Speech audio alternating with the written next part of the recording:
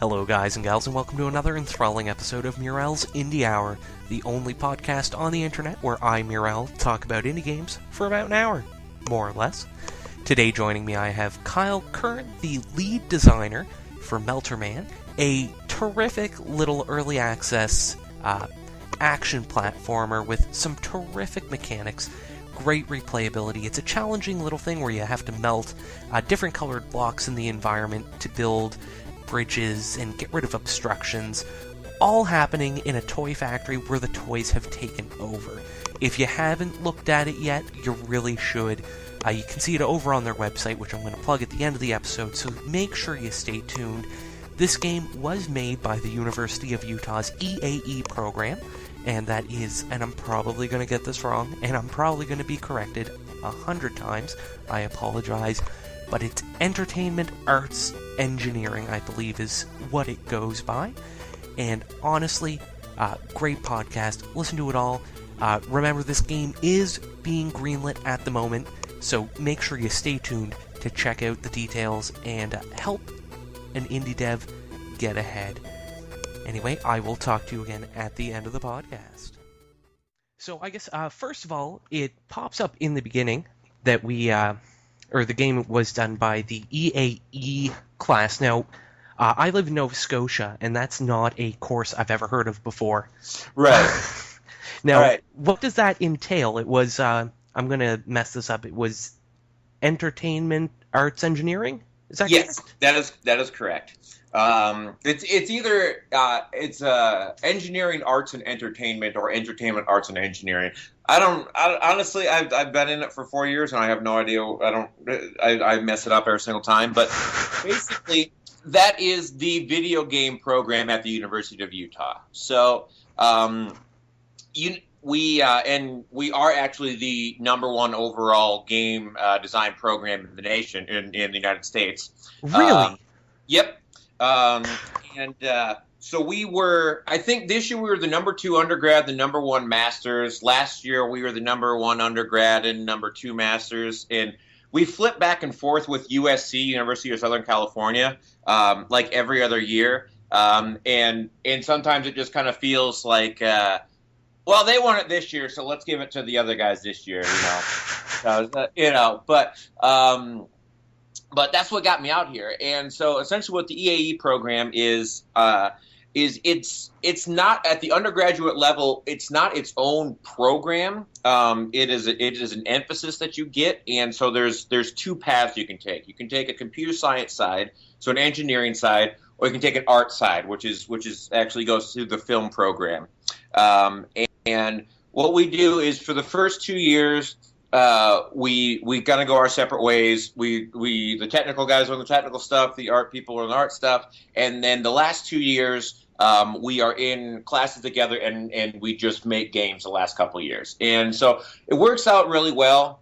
And I honestly, I think the best thing about it is that we can learn, we can cut our teeth on making games, but it's also an interesting thing when you're working with a team of people that are not like you. They're not like-minded. And it's because engineers and artists, and I'm a designer, so I kind of straddle both ways, very different people. And you gain the skills through this to be able to talk with both sides in an environment that you can't get fired in. So I think that's really like the best thing that I can say about going to school for something like this, as opposed to just getting thrown under the bus at a job and not knowing how to communicate, because it's a very different language. Yeah, and especially because that's kind of what surprised me. I saw like entertainment, art, and engineering, and I was like, oh god, I can't even imagine trying to discuss art things with engineers. Right. I myself am trained to be in ITSMN, network management. So, okay. Like, I honestly could not imagine someone trying to describe level designs to me and stuff like that. Yeah, and it's fun. It's definitely fun. And so that's what I do. I'm lead designer on this one, but go ahead and finish your statement there, and I can. No, that was just essentially it. That yeah. I just, it I understand where you're coming from, the whole needing to communicate and how difficult that would be if Yeah. you were just thrown into it as a job without kind of the background training. Mm-hmm. Now, you said this was that you start off your first 2 years, you said, you specialize in one or the other, and then you get together to create games for the last 2 years, I think it was? Yeah, so essentially, like if you go through the CS side of it, you have an entire CS degree. Excuse me. Um, and the EAE program essentially just chooses all of your electives for you, and so those are all game-based electives, pretty much. And then the art side is they have a full fine arts degree. And their electives are basically chosen for them too. So to deal with game art and stuff like that. So it's nice that you have all the core skills. You're not just trained just in games. And then so when we come together in our junior years, we have 2 classes, for one in the fall, one in the spring, for traditional and alternative game development. And those are really the kind of first time smaller teams working on stuff. And then our senior year, which is what I'm about to graduate from, we have a senior project. We call it Capstone. And we have 2 semesters to build, and we actually have to publish a game in order to graduate. So if we don't publish this game, we actually don't get to graduate. So it's stressful, but the hardest part about making games is finishing games. Everyone can the early part where you're coming up with cool ideas and everything, that's easy. But it's that last month of just making sure that everything gets together and all the ducks are in a row, and that it is the hardest part. See, that kind of blows my mind that this has to be published. I guess, what are the criteria for that? Does that have to go up on Steam, or can it just be on a website? I believe the criteria. So the EAE program is relatively new. It's only about 5 years old. So I'm one of the first classes that actually has gone through the entire indoctrination of the EAE program, as I like to call it sometimes. And my standpoint is, I believe you have to get somebody else to believe in your game enough to host it for you, right? And so whether that's like a really low bar of entry is Desura. I don't know if you're familiar with it, but a lot of indie games go there. It's real similar to Steam Greenlight. It was actually around before Steam Greenlight. And you can go on there and they have a service and they'll host your game. And so that'll qualify for us. I will say just a little bit of background on the EAE program. We used to have a real close relationship with Microsoft, and they had a nice developer path that you could just basically just get your stuff on Xbox 360 with really little overhead. But now that they've moved to Xbox One, that's changed a lot. And so we've been literally working with Microsoft since the beginning of the year to try and get on their ID at Xbox program. And we are currently in that process as well. So, and I can't say too much else about that, for obvious reasons. Yeah. But our goal is to publish this early access version for free on Desura, and we've got a Greenlight link that you can find on our website that I can plug later, melterman.com. And we're going to do those so we can get our graduation requirement, and then over the summer we'll figure out if consoles go up. Or I also like to plug them. We are the representative for the University of Utah for the E3 student game competition. So there's about 100 schools that are in this competition, and I believe the top 6 or the top 10 actually get to show at E3. So if we get in, if we win this or get in the top 10, we actually get a booth at E3 in June. And so that's pretty exciting. So we just sent our stuff off there. It was due 4 days ago. So I don't have any other updates on that, but I'm feeling hopeful. I'm feeling hopeful. Maybe we'll be going to E3 this year too. So you know what? I'll be completely honest. Part of this job that I do is just literally scouring through anything that has the hashtag indie game, hashtag indie dev, hashtag game dev. And I'm going to tell you, there is a lot of crap out there. There's a lot of crap. And there's a lot of crap. I really don't want like any indie devs who are listening to this to be like, oh man, indie games suck, because they don't. It's just anyone can make them. So to find a gem like this just kind of floating around there asking for input, I was like, I have to reach out to these guys. And that's what really drew to me to this, was it is a really cute platformer with some really interesting mechanics. First of all, I guess, for anyone who's listening and hasn't checked the game out, there will be a link over to the download page and the green light and everything on our Red Hot Gamers website, and I'll blast the Twitter stuff, all sorts of stuff, so keep attention to that, folks. But it's essentially, you're trapped in a toy factory, if I'm not mistaken, correct? Yeah, it was, and we can go into the background a little bit on it, but yes, you are trapped in a toy factory. There is a toy factory that's been taken over by evil toys, and Melterman is the guy to reclaim the toy factory. Now, how did this come around, I guess, before we get too far ahead of ourselves? Were you given, like, your team, you have to make a platformer? What were the criteria for your game? Just make a game, get it published? Yeah. I will tell you, for any aspiring indie devs out there too as well, and take this from a guy that is going to the #1 school in the United States for game design. You don't, I think it's game development is actually the term that they use for it. So it's the whole spiel, not just design. But at school, you're going to learn the basics of like programming or art or film history or whatever, and it's all relevant. But no one can teach you how to find the fun in games, and you really don't. We were never formally told, how to program in Unity. So this is made in Unity, and for anyone that doesn't know what Unity is, it is a great free. For educational purposes, but it's relatively inexpensive. Actually, they just went free with a few of their engines a month or two ago, I believe. Unity. Because I think 5 just came out. We're on 4.6. I forget which one. I want to say Source 2 came out for free. And this is kind of something I had intended to talk to you about later in the episode. We can get to that later. But Unreal...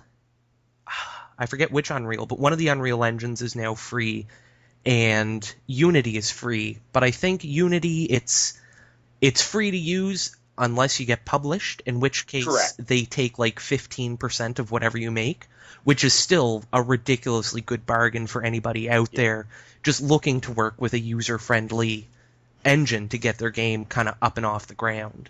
And that is the key right there, is user-friendly. I mean, it is a full-featured, don't get me wrong, game development kit. I mean, you can write your custom shaders and everything that you want to. We actually have custom shaders in Melterman.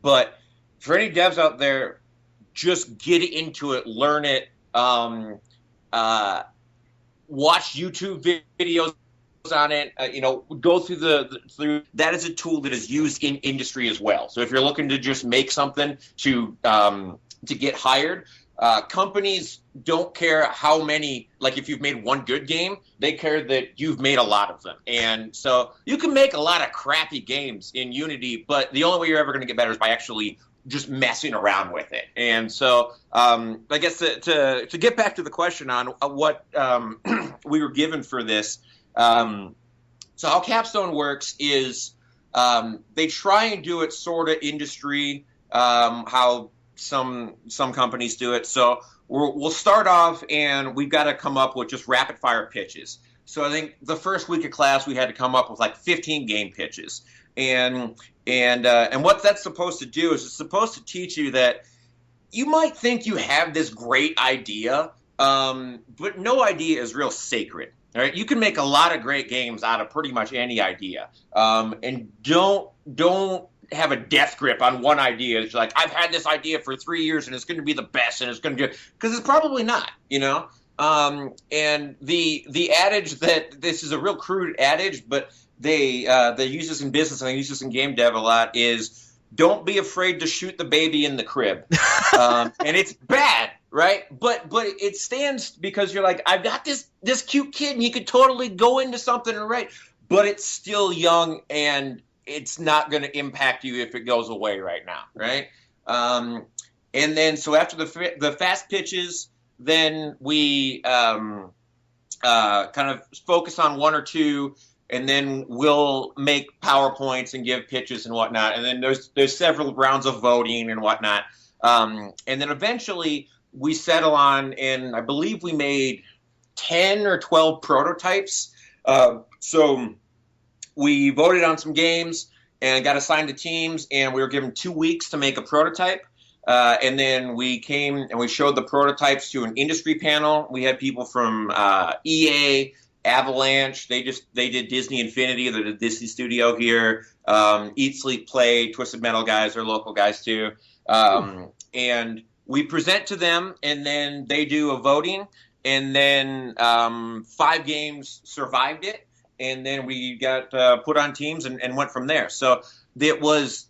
They said you're going to make a game in Unity, and then that's it. So it could be a 3D game, it could be a 2D game, it could be a puzzle game, it could be anything, right? So there's really no guidelines as to what it's going to be. Because we were originally developing for Xbox One, which is why we did Unity. But the nice thing about Unity is you can publish to basically anything. So.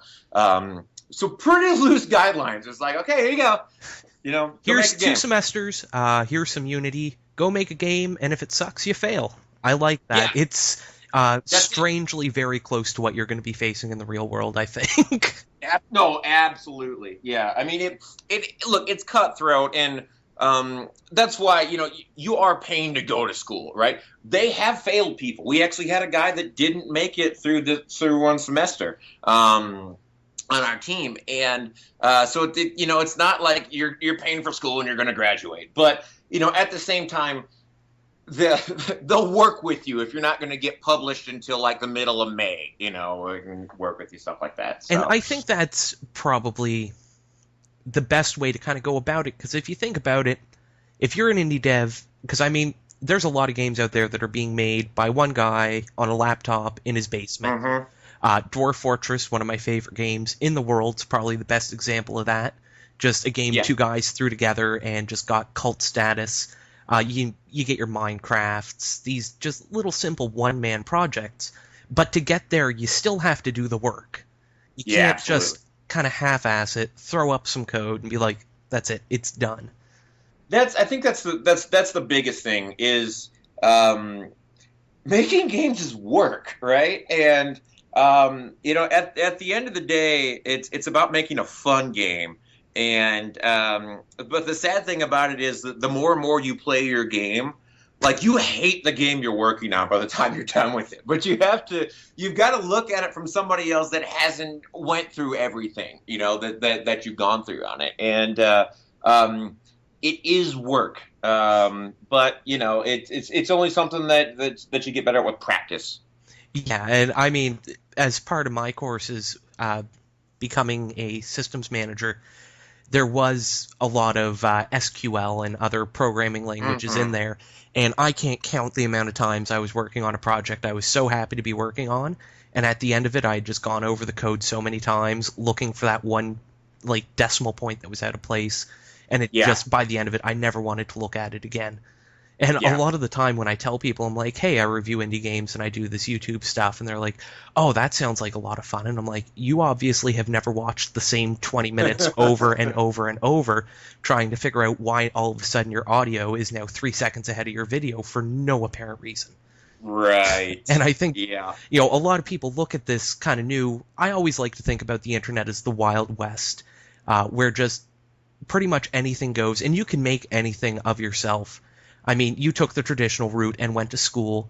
A lot of people just kind of pick it up as they go. I'll tell you, it wasn't quite traditional, but finish your thought, and then I'll get back on it. But we also have, online schools now, like Udemy, where you can take a course in programming for $20, do it at your own time, Yeah. But I still think there's kind of this negative thought that anyone who tries to make a living programming video games or doing the social media thing, they're lazy and don't want a real job. And it's not a job. Yeah. So I know exactly what you're talking about. We know it's total bull, but for anyone that's out there, we talked about this briefly about you scour your Twitter indie dev channels and whatnot, and so there's a lot of crap out there, and there are a lot of people that just half-ass throw stuff up there. But I will tell you though that the value in indie games is that you are free to push boundaries, to make something new, because you don't have a gigantic corporation that's telling you to do this, right? Yeah. So even if it's some toy that lasts for 15 minutes, but it was a fun 15 minutes and you've introduced something new, that's totally great, right? And so that's why I think indie games, even though that can exist with big studio games, like I'm interviewing at companies, and I'll talk to designers and I'll say, how do you keep your design skills sharp? And they're like, I don't play AAA games. I work at a AAA studio, but I just go on to Steam and download what's free and see what people are doing, right?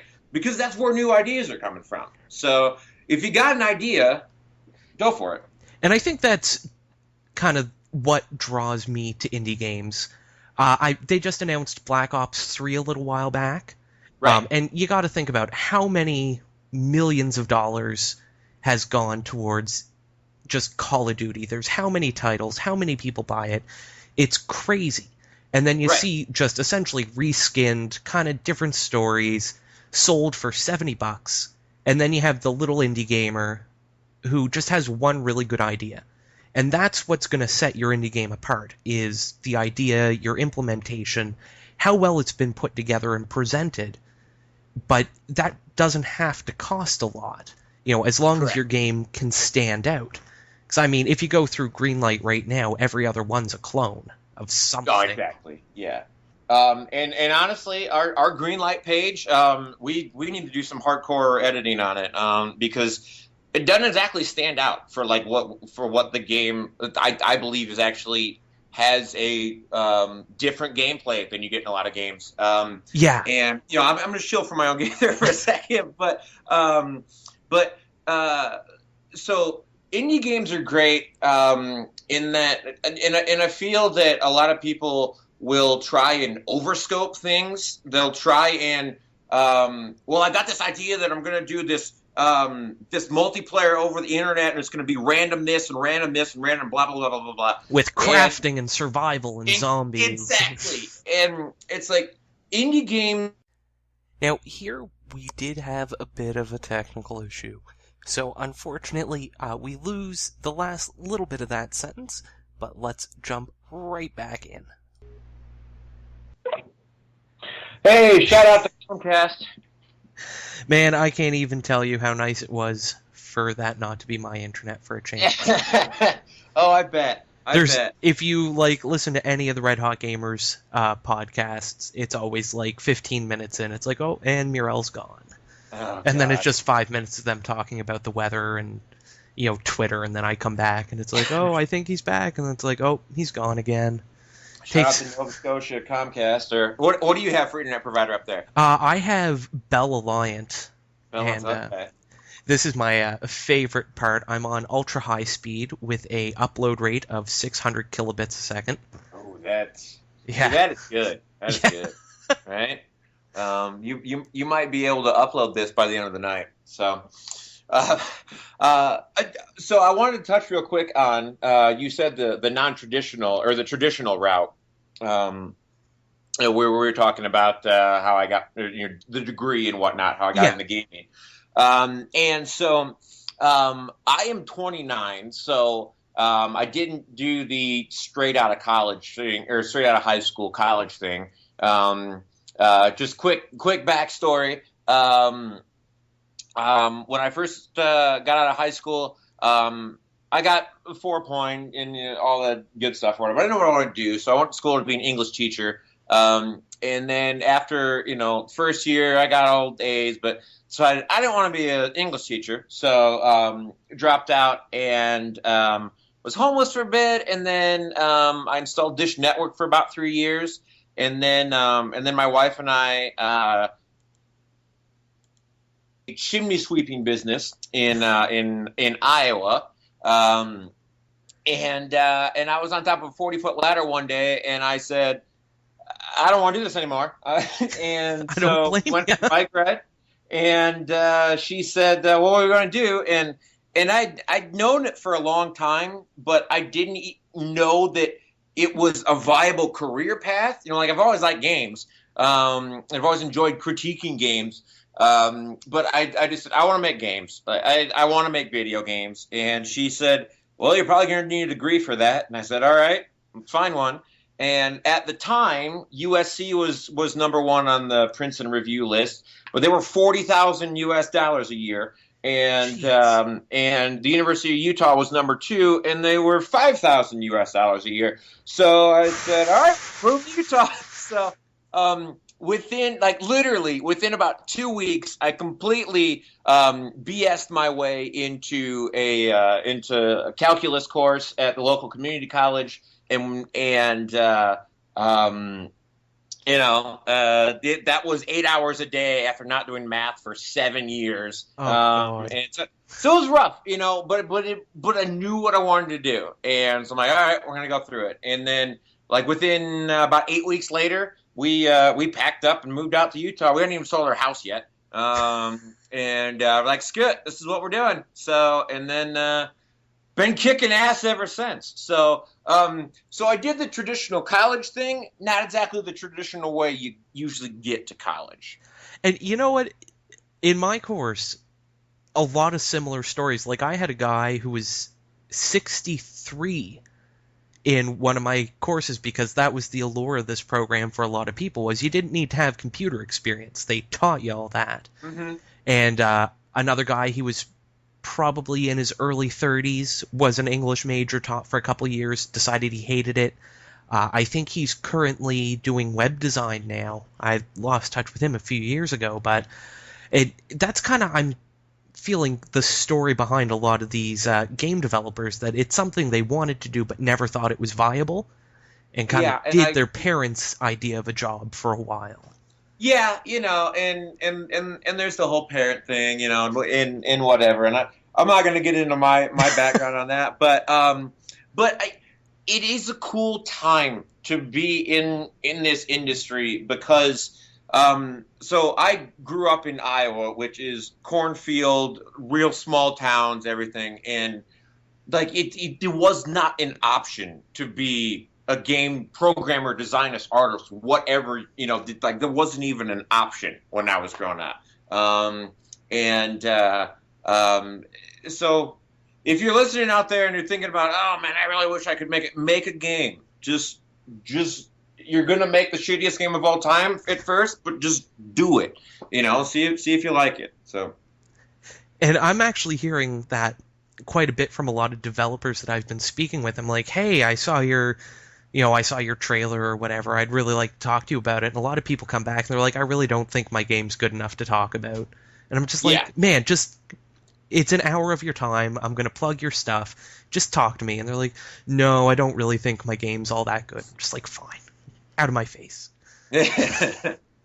Oh, no, but that's not me. My game is awesome. I will talk to you as long as you want to. So it's not my game. There are 11 people on our team. You can go view our roster at melterman.com. We have 4 programmers, 4 artists, 1 producer, and 2 designers. So, and I'm lead designer on this one. And I think I completely forgot to mention that, which makes me sad, because I think Chad told me you were the lead designer like 3 or 4 times. Yeah. Like he wanted me to remember that, and that's the one thing I forgot. So...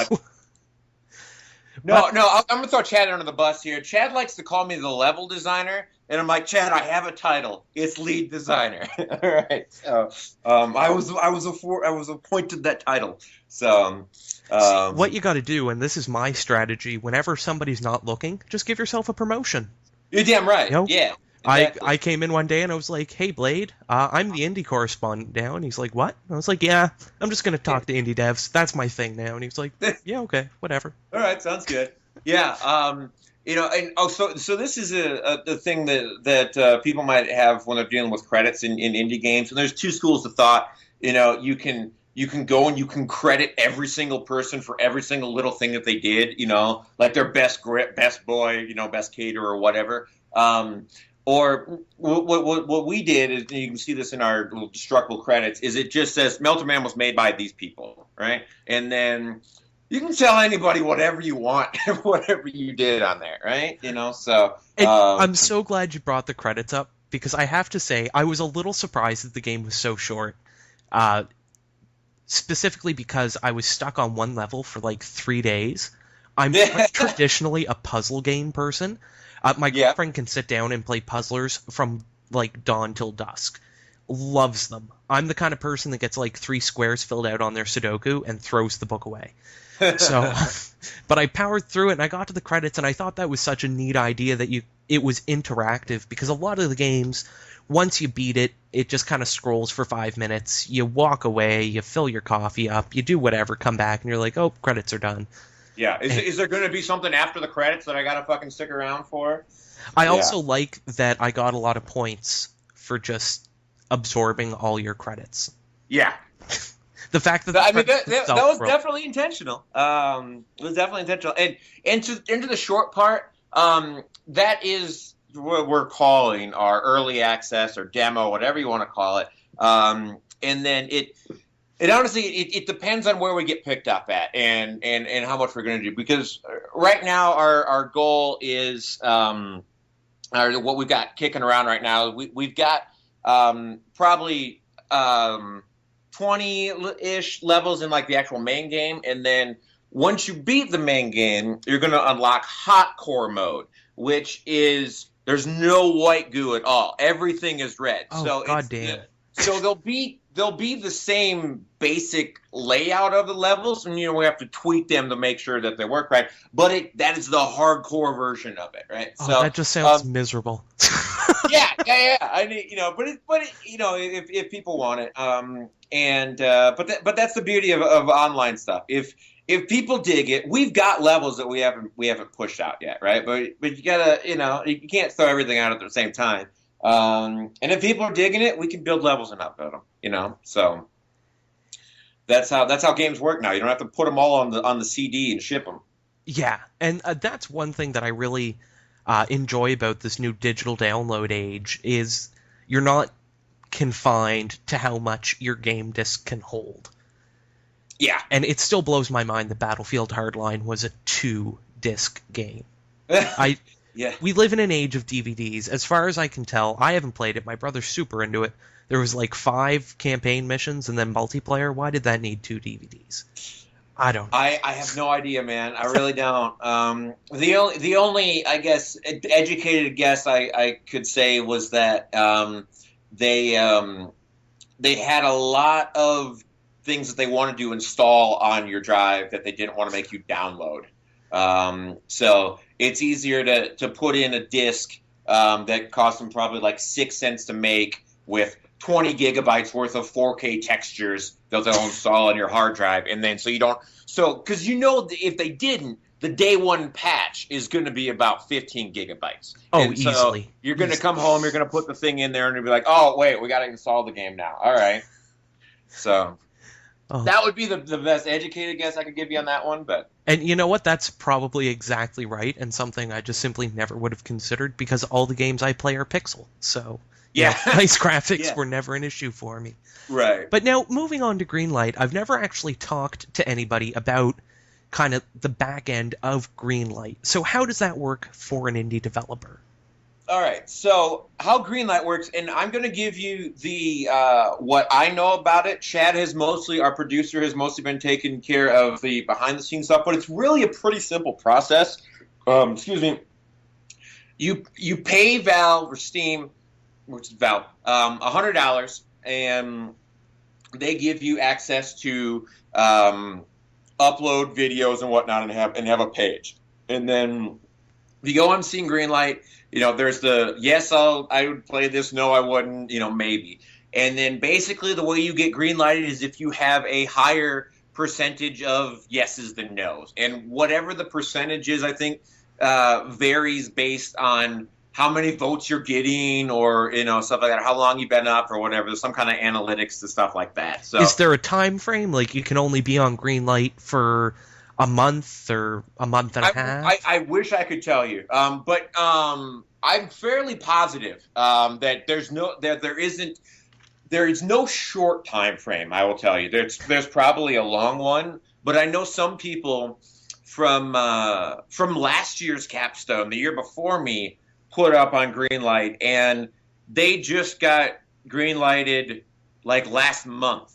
So they'd been up like almost an entire year, like completely had written it off, and then they're like, "Oh, hey, you're on Steam now," So. I know it can go on an excruciating long process, and I also know that I've read stuff. There's a great link, I believe it's on Gama Sutra, that how to get that they went from Greenlight to on Steam in 5 days. Just hitting up the social media machine and everything like that. So, but honestly, it's luck too, right? There might be some amazing thing. You might have something really cool, and you put it out there and you just get buried, right? It's not always a sign that what you have is bad, and quite honestly on Steam there's on Greenlight and this is one thing that we're going through is we've gotten pretty good results on it, and I think about average. I think we're like a little bit better though, but there's no accountability for anybody to go on there. The only accountability is that you have at least had to have one purchased title in your Steam library, and then you can vote for it. But there's nothing that says, I've read all their documentation, or I've played this demo, or I watched the video that's on there, I read everything on there. They can literally just go in there and go, no, right? And so it's your job as a developer to grab them and to say, hey, look at this is cool. And honestly, that's something that we are learning as we speak. And so that's the biggest thing on Greenlight stuff. As a helpful how-to to anyone that's ever looking to get on it. Yeah, I'll be completely honest. If you're not on like the first page or two on Greenlight, I probably won't see you, just because. Yeah. Generally speaking, once I've got through the first page of just terrible, terrible, terrible games, I just have no patience to go through the rest of them. I take Greenlight like one page at a time, because sometimes it can just be gems, like the next Starbound, the next Minecraft, the next Melter Man, and then some days you go in and it's all like terrible dating sims from like 2001, all done in Flash, or one thing I've noticed is the thumbnails for Greenlight games are generally always terrible. Yeah. It always looks like something somebody slapped together in Paint, because they were like, oh, they want some visuals for Greenlight 2? Oh, I didn't think that through. Let's just write the name in Comic Sans in Paint. There you go. Oh, God, yeah. There's that, so... Now, I guess... So I can't give too much other input on that, because we're going through issues too, man. But it's a learning process. So, what I guess is harder, kind of from the indie dev point of view, is it getting your game out there or actually physically making the game? All right. Yeah. Okay. So the frustrating part is getting it out there for me. And so I say this is as a designer. And so making the games is a struggle, but it's something that I don't work on unless I'm passionate on it. And so I believe in this thing, right? And the hardest part, this is the absolute hardest part about game design is, and when you're building a level, when you're trying to figure out how to present this to somebody, it's you don't know how everyone is going to react to it, right? And it's just impossible because you never know. And the only way you get better at it is you just keep doing it, and you learn a little more every time. But so I may think that I've got a trailer or a level that shows you how to do something perfectly, and you would have to be a complete idiot if you sat down here and couldn't see it. And then I hand it to that one person, and they sit down with it, and they're like, I don't get it. This is dumb, right? And they're gone, right? And you don't have long to catch them, right? So this is the whole thing where indie games are a toy, right? You got to show them this is a really cool toy. It's got flashy lights and everything, and it doesn't matter if you got 40 hours of content if they look at it and go like, nah, all right, next, right? So I think that's definitely the most frustrating part, and I'm not great with social media and getting everything out there, and if you look at these guides that are like, this is how you get your indie game published and whatnot, and it's like you have to use Twitter, or B, use Facebook, go on this. It's like, okay, thanks. Tell me something I didn't know. Right? I like, just again, because I follow the indie dev Twitters and retweeters and all that, I get probably 100 tweets a day that are like, we can help indie games market themselves on Greenlight. Oh, go to Bitly, and it's like, the 10 mistakes that indie devs make every time. And the first time I saw those, I thought, hey, that's really cool. You know, I'm glad stuff out there's like that. But now that I'm seeing them like 100 times a day, I'm just like, oh my god, I'm so glad I'm not an indie dev. It's frustrating because it's luck, you know. It's literally 90% luck and 10% that your game is good, right? You know, maybe you put it up, and somebody famous on a stream plays it, and it takes off, right? Because there have been games that have been great that just haven't taken off, you know, and it's and so it is frustrating, but I'll tell you. You take everything that you can, you know. I will talk to you all afternoon, you know. It takes one person, right? So exactly. Don't get discouraged. You're in this for a reason, you know. Now, one thing you had mentioned, like, you may have this level set up perfectly to show people, and I think a game like Melter Man, where it is kind of just an open puzzle, like there's, I suspect there's probably many ways to get through the game. I'm a very linear thinker. I'm like, okay, this is how it goes. And once I found out that you could hold shift to blow lava, I thought that was like the key to everything. Because I had spent many levels just avoiding the bad guys and like trying to jump over them. I was like, oh, I don't know how to kill them. Then I was like, oh, you can just blow lava. That's great. And then because this is one that really annoyed me this morning as I was trying to get more game time in, I think it's the second last level where you have that big white block with like the walls of lava, and you have to like suck your way through the white bit without accidentally melting the lava. Yeah. I thought the whole point of this was to melt the lava and blow it towards enemies that were on the other side. I had no idea you were supposed to climb up that. So I failed that probably 20, 30 times because I was trying to melt these enemies that weren't there, meanwhile destroying the only way to get to the exit. Yeah. So, you know, and that's... So I built that, by the way, and that makes me so happy that you said that. I want you to know that.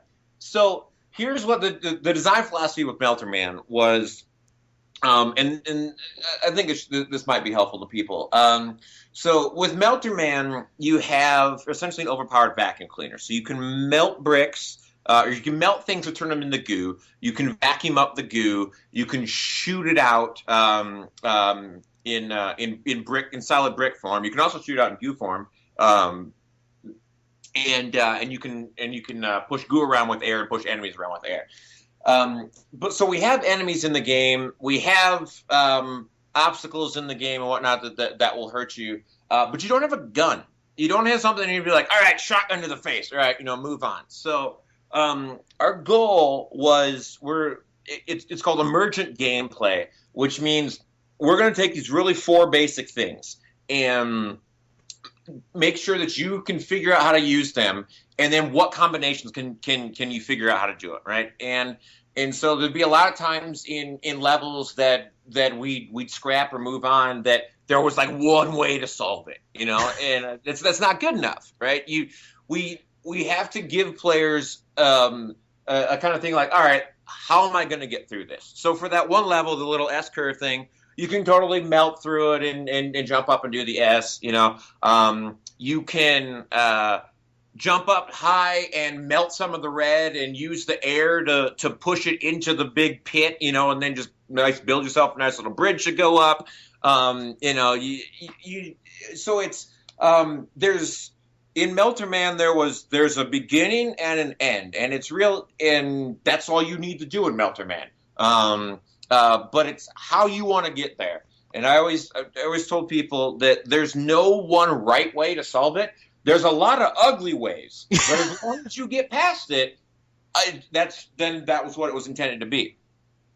Now, I think it's the very last level before you get to the credits. You spawn next to lava that's just falling from the roof. That's what I keep calling the red bricks. I'm not 100% sure that's what they're supposed to be. Yeah, that's what I'm calling them. Lava, whatever. And I saw there was this brilliantly designed part to my right, it would have been, but I could see the exit right next to the red goo. And I was just like, I'm just going to run through there. Right. I felt really bad because I got to the exit. I'm pretty sure that's the only way to get to the exit, but I could see that there was still level I hadn't explored. But did you actually make it through the goo? Yeah. Oh shit. Well, we'll have to fix that. Did I break it? You know what? I don't care. You beat it, right? You figured out a way to beat the level and you got it. So congratulations, right? So thanks for the bug tester there. This is why it's early access, right? You're never gonna.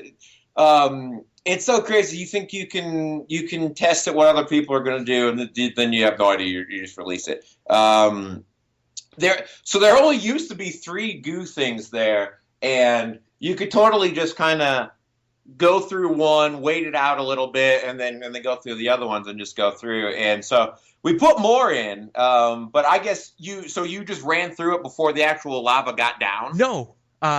What happened was the lava was falling, and I stepped right in front of it so it wasn't hitting me.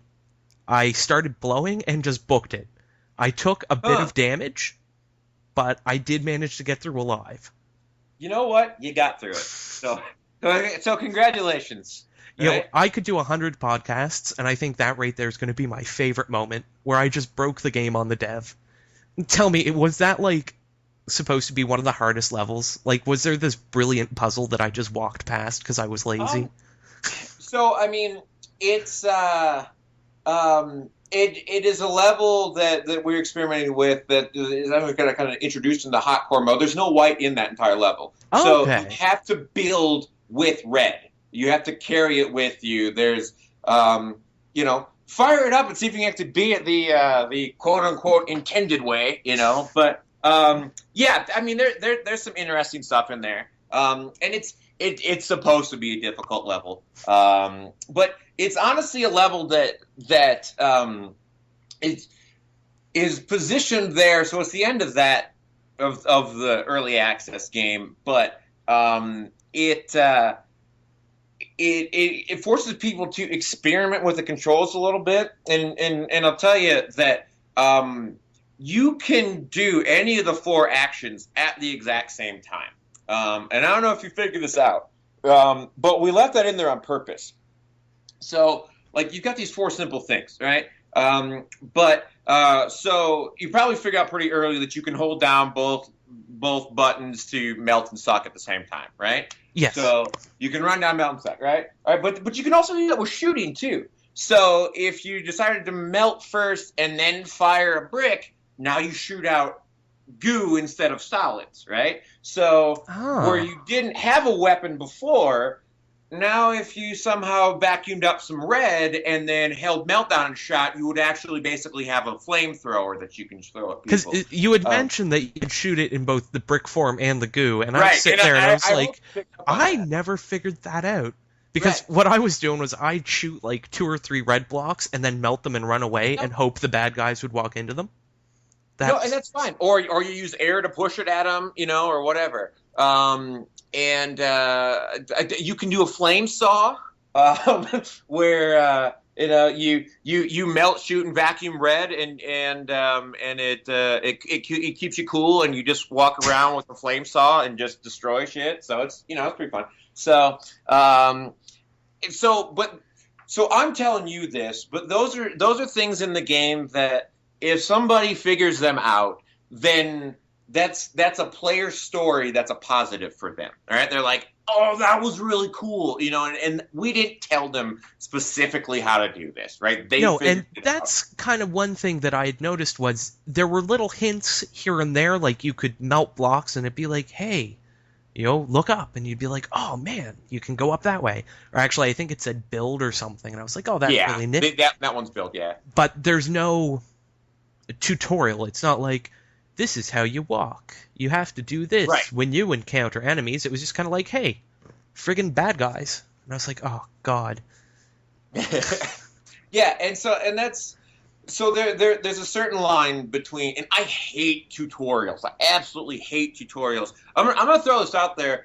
I don't know Super Time Force devs, but I don't know how people got through that, because I installed that thing and I freaking timed it, and it was 17 minutes from the time I hit start game until all the freaking intro cinematics are done, and the tutorial is, this is what you do. You press all these buttons, and then I get to play. 17 minutes! Like, I'd have lost interest. Side scroller. Let's go. And so we tried to strike a balance between giving you enough information but letting you try and figure it out. And by the way, you can totally hook up an Xbox controller to your computer, and it will automatically remap all the controls to Xbox. Okay, so that's really cool. If you've got a 360 controller, I know it works with 360 and like anything that thinks it's an Xbox controller. I'll put it that way. And so your start menu will change, and all the graphics in the back where it said space or S or anything like that, they'll actually shift to the Xbox buttons. So, and it plays much different because I pretty much only play it on controller, hoping that we might get on console someday. So, so try it out with controller and let me know what you think, because I think it plays much differently, and I prefer to play it on controller. Now, that's kind of funny because over at Red Hot Gamers, we're all hardcore PC gamers, and we always kind of just assume that, like, if you're using the controller, you're a little slow. Yeah. I totally understand. I totally get it. But have you tried Dark Souls on with a controller versus a mouse and keyboard? No, and to be completely honest, one of our team members did, and he will play with the controller on the PC and not tell us because he's ashamed. But it's always kind of weird, like, when you look at games that are on the PC and it's like the controls, it's like you're playing a concert piano. Your hands are busy all the time, and I'm a smoker and a drinker and all the 20-something party things, and it's hard to do a lot of that when both your hands are playing a game. So I guess any anti-drinking, anti-smoking campaign, make a really addicting video game, I guess, for PC. But it's like I'll be talking to my brother. He plays World of Tanks on the Xbox. I play it on the computer, and the games are completely different. Just because it has to accommodate the fact that the controller doesn't have, I don't even know how many buttons are on a keyboard. I'm going to guess 40? It doesn't have... Well, there's at least 26 letters, so I mean, that's probably a good guess. I will tell you, though, that controls are hard. We have gone through many iterations on control schemes. Especially with controller and on keyboard as well. Especially for a game like ours where we were adamant that we wanted these 4 separate things that you could do, right? And so we totally could have made it so whenever you melt, you vacuum at the same time, right? But then you would accidentally vacuum up stuff that maybe you didn't want to do, right? And that totally destroyed some stuff. So we went through a lot of iterations, and just getting people to play test it, and at some point you just kind of have to sit down and say, look, we've got these complex controls. It's a relatively complex control system for a pretty simple idea. It just has to become muscle memory, right? At some point, you're just going to have to ask players. You're just going to have to learn these things, and you're going to get them, right? I'll go back to the Dark Souls. The Dark Souls controls, I hate them, but you have to play with them because that's what they are, right? So, and I don't like it when it's not a cop out to say that, oh, you could have done better, this, and this, but. Like, no, there's reasons why we had to do it this way, but for PC, the controls were hard because, like you can see this with the mouse. It's really easy to aim. Like, it's way easier to aim on PC than it is on console, because you've got your cursor and you're like, okay, we'll just turn it around and it's sort of pretty easy.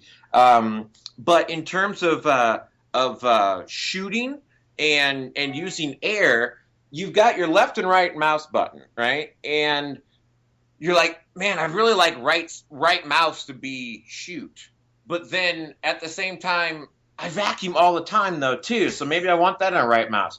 Now maybe melt should be left. But maybe what about air? Right? And so we originally were doing something with a shift modifier. So you just hold down shift, and I think left would be melt and shoot, and would be the toggle with shift, and then right would be vacuum and air.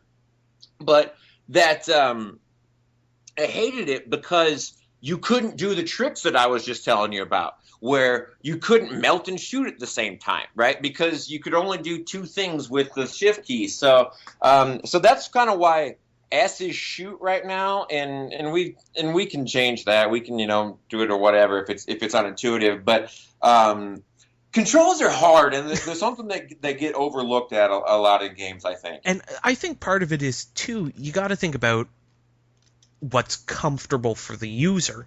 Right. There's a reason that QWE, ASD, ZXC, shift, and control are popular, because that's where your hand falls. But you also have to think about how you're going to use it in combination, because Control Shift R is going to be uncomfortable for anybody who doesn't have 6 fingers and stuff like that. And holding down the shift key as much as we did, like my pinky got strong, man. I was holding down the shift key too much, and I'm like, I don't want to hold down the shift key this much, so we need to change some stuff up here. Now, I guess one thing I could never figure out, and I wanted to ask you if it was possible, can you switch which blocks you're using? No. So when you vacuum up red, when you suck up red, that's your ammo type, and you got to get rid of it. And in our original implementation, you could switch between the two, but basically what had happened was it was just an unnecessary step, because once you vacuum up red, you need to get rid of it, right? It's not like something that you're going to be able to carry around with you for an extended period of time, because once you vacuum it up, you start getting hot, you start sizzling like bacon. So I never considered that. Right. So we made the decision I vacuumed up red. Screw it. We're switching your active ammo right away, and you're going to get rid of red. And that got rid of 2 buttons, and it simplified the controls. And we didn't have to tell people, like, they just wanted to fire right away. And they'd waste half the time trying to remember, well, what button switches me to red? And then they'd die before they could even get all the red out. Well, I'm assuming the red will kill you if you keep it in your inventory too long then, does it? Okay, that explains why I kept dying every time I tried to figure out how to change them. I'd go into the options menu, and I'd be like looking, and I'd be like, okay, well, it says shift, and that's, I know all those, and what? Oh, I'm dead. Oh, well, that's odd. And I thought I was just getting killed by things I couldn't see. That makes so much more sense now. Yeah, well, but I appreciate you telling me that, right? Because the way we wanted to make red was that it's however you interact with this thing is the same. If you stand on it, and when it's a solid, it'll heat you up. If you stand in it when it's liquid, it'll heat you up. If you vacuum it up, it heats you up. It all does the exact same thing. So no matter how you interact with this thing, but it's that risk reward thing though that red is good about, in that you can totally use it as a platform if you need to, but that's the only way you're actually going to like kill enemies, right? It's the only thing that's destructive, but you have to balance it, because if you happen to just get one red into white, it's going to just make the entire thing red, and all your white is gone. Yeah. Right? And it's frustrating, right? But that's that's good. I'm trying to think. This might have been the same level that with the little S bend in it, but there's the one where there's a chance to suck up some of the red, and then there's like this clown that shoots the little green balls at you. And there was just this tiny little corridor right above him, and I could tell that you were supposed to kill him with lava somehow. Sure. But every time I jumped up to try to shoot the blocks in it, I always just ended up, making this really ugly red block bridge. And now that, like, you've told me all these tricks, I'm like, I can see now that the smart way would have been to shoot and melt and then kind of blow it so it rolled over to the white blocks above them. But generally what would happen is I'd accidentally set fire or melt all the white blocks and they'd become red. And then I'd just be kind of standing like on a little white block that's like 3 blocks above all these red blocks now, just waiting for all of it to drain down to the next area I have to go to, because now I'm trapped above lava. Right. Like the most literal incarnation of the floor is lava I think I've ever seen. Yeah, and those are things that we're happy with. To be honest with you, you got to give players some bit of a scare, right? But what you said makes me as a designer really happy. Where you said, all right, I got that. Maybe I could. There's this little corridor, and yeah, I could shoot red over there, but I couldn't figure it out, right? And it's fine that you don't figure it out, right? It's totally possible. I guarantee you. I mean, there's multiple different ways to do it to get the red up there. But you didn't have to do that either, though, right? No, I think in the end I just kind of ran as fast as I could and then just dug down really quickly. I was like, I'm just going to pretend the clown's not there as fast as possible. Do that. In the level before that, we teach you that white blocks stop the green blocks. So you could melt it and then just shoot a whole bunch of white blocks at him and just encase that enemy in there, and then he can't even shoot you. So, many different ways to solve just that one thing. Just the simple way of melting and running is going to be the hardest choice, right? But it should be, because it's the easiest way, right? Yeah. So... Now, I guess, do you think indie gamers or indie game devs should focus more on implementing controllers into their games? Let's see. I honestly believe that controllers are going to become standard equipment on PCs sometime in the near future, because you've got Steam with big picture mode, that you control it in your living room with a controller, and that's how you do everything, right? Plus, they just announced probably about a month ago, I think, it's Steam like the controller. Steam machines, yeah, and the Steam controller and everything. So, and they've got that controller too, which I haven't got a chance to use yet. So that'll be interesting when we get our hands on those. But I don't think it's a bad thing to do controller support. They're not every game needs controller support, but if you take the extra time to put it in, it will broaden not only your audience but also the available places that you could publish, right? Yeah. So, and not everything is great on controller. They put StarCraft 2 out on the end, or not StarCraft 2. They put StarCraft on Nintendo 64. Why? I don't know. You can't play that game with the controller, right? So, but if it makes sense, like it makes sense for Melter Man to be on a controller. It's a side-scrolling platformer, action platformer. so it makes sense. So there's no downside in making it for a controller, and it's pretty easy in Unity to switch back and forth between the two. Well, I guess I have one last kind of question here before we wrap up, because I think we're getting pretty close to an hour. So recently, Steam has announced that anyone who makes mods in the workshop can sell them. Now, if your game, I believe you said that it was going to be free if it did get on Steam, right? Or is that just free right now until you get through? So it's I'm gonna go the total PR move and no comment on that one right now. Me personally, I don't care about money, but we have sunk money into this. So the early access that you can go and download for free is free. And what we decide to do after that, I don't know. So, but you can play this current incarnation for free. And I completely forgot to ask, and this was like the whole point of this podcast, was you said that you're going to add, there's like 20-some levels. You're adding Hot Core mode, I believe it was called. Right. And I totally just got the pun as I said it. Yeah. I was thinking like the core of the game was hot. It's actually, okay. I feel like an idiot right now. Yeah, it's okay. But what else are you guys going to kind of add, or is this more or less what you see is what you get? It's just going to be bigger. So we have you are correct in what you see and what you get is going to be more stuff.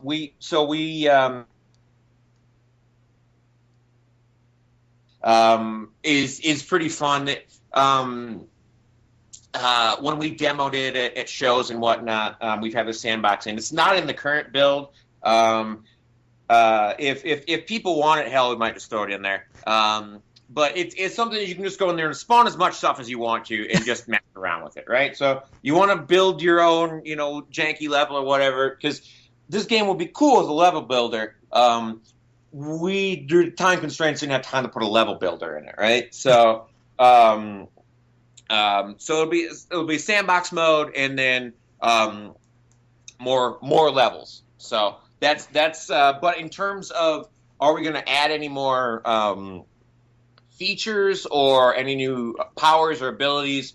No, they're those four things, and you will just see more interesting combinations that I assure you that we've still got a lot of tricks left up our sleeves that you have not seen comboed before, and some of the stuff is pretty hilarious. Like the first time you get smacked in the face with a T-Rex that comes flying at you from out of nowhere, it's pretty fun. So. Oh God! You mean you guys are going to make the game harder? Sure, why not? Right? My goal is I want to make a game, or to make it sure that people can finish the game if they just all they care about is finishing, right? But let's give them something that if they want to go exploring, let's give them. There's in the early access build, there's several different levels that have multiple different paths you can go, and you might not even found them. And so just add in little stuff that you can't design a game for everybody. Yeah. That's hard, right? Don't ever put your audience as everybody. But there are different kinds of gamers. So keep that in mind when you're building stuff. Not everyone is as smart about your game as you are. I am definitely proof of that. Yeah. But how would you feel, I guess, if you had put up your game on Steam and then someone made a custom level through the workshop and is now selling that? Do you feel that like the developers of the game should get a cut of that? Do you think that these mods should just stay free for everybody? Like, I guess, just what's your opinion on the fact that Steam is now selling mods?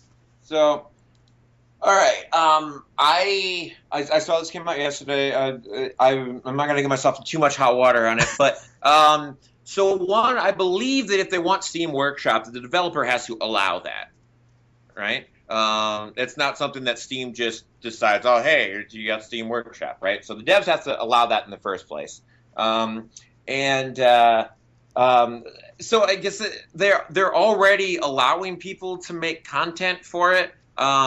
Whether they should get a cut if they're getting paid for something, It seems reasonable to me. And I have not read the Steam thing. Maybe the original developer, the original content, do they not get a cut of anything associated with the mod? Right now, Steam is going to take I believe they get 30% of all game revenue. That's pretty standard for distribution services. But I feel that just because I only read a couple articles about it, because this is quite new. I believe it was only announced yesterday or the day before. Yeah, it was yesterday. But I did not see anywhere that said that the original devs got anything. Valve got their 30% and they're happy.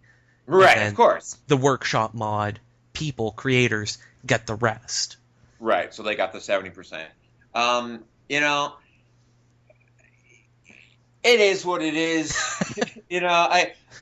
I'm not in it for the money, so my opinion is going to be different than other people's opinion on it, and I mean I think that's the best way to put it.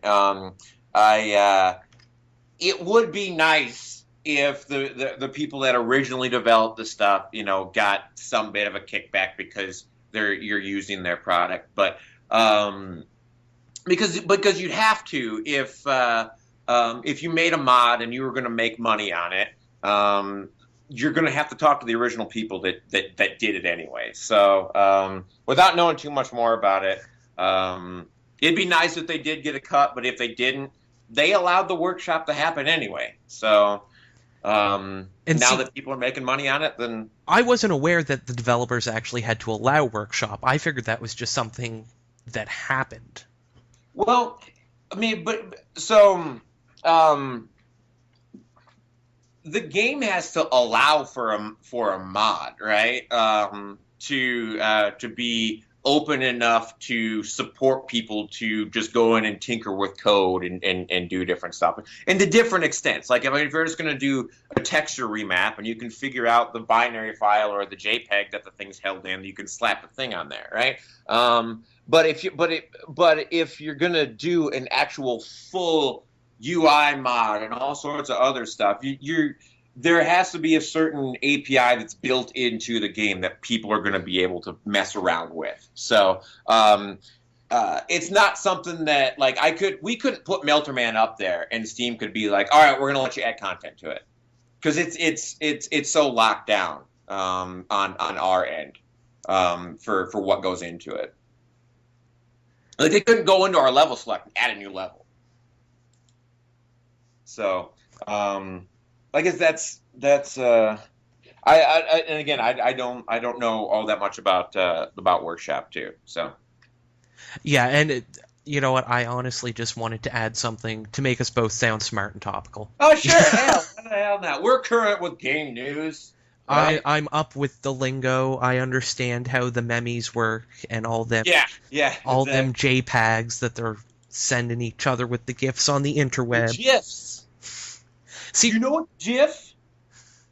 I think that's what it is. It was supposed to be GIF. No, the creator of the format has actually come out and been like, no, it is pronounced GIF, but I think the internet's just like, that doesn't make sense. Yeah, no, it doesn't make sense. Who cares? It's what we've claimed it. It's GIF. Damn it. Yeah, no, the second it gets on the internet, it's no longer yours. I think that's just how it works. It's like when Beyonce had that unflattering picture taken of her during the Super Bowl, and her lawyers were like, everyone who has that picture has to take it down. That was like the worst mistake they could have made.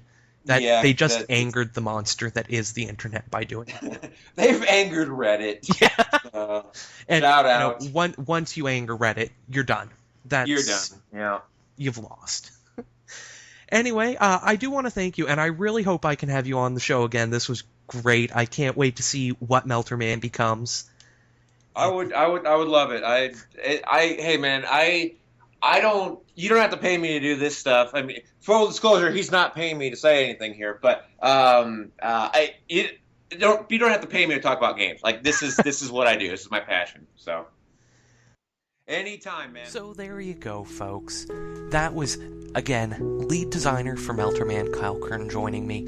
And again, a big thank you to the University of Utah and the EAE class for doing this podcast with me. As promised, go over to www.melterman.com, where you can, first of all, donate. If you play the game, you like it, throw them some money. I didn't know it cost money to get on Greenlight, so, they've put money into it, you got enjoyment out of it, give them a couple bucks.